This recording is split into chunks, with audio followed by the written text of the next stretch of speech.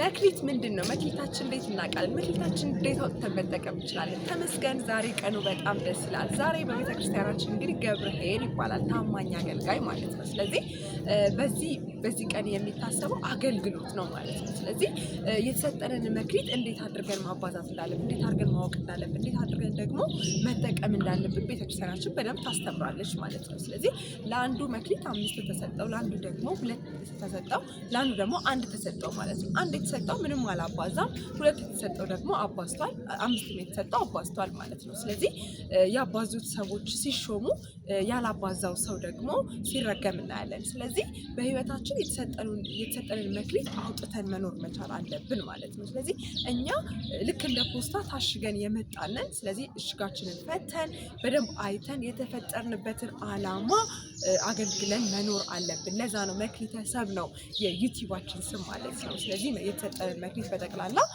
አውጥተን መኖር መቻል አለብን ማለት ነው። ምክንያቱም አገልግሎት ማለት መሾም ማለት ነው፣ ስጦታ ማለት ነው። ያንን የተሰጠንን ነገር ለብዙ ሰዎች አድርሰን መኖር በፍቅር በደስታ ተትረፍርፈን የተሰጠንን ደግሞ ላለው ነው የሚጨመርለት እና ያለን ተጨምሮልን እንድንኖር ያደርገናል ማለት ነው። መልካም የተባረከ ስኬታማ ቀን ይሁን። ቤቲ ልክነሽ ነኝ። ስኬት ማማችን ላይ እንገናኝ። ሰብስክራይብ ያደረጋችሁ መልካም ቀን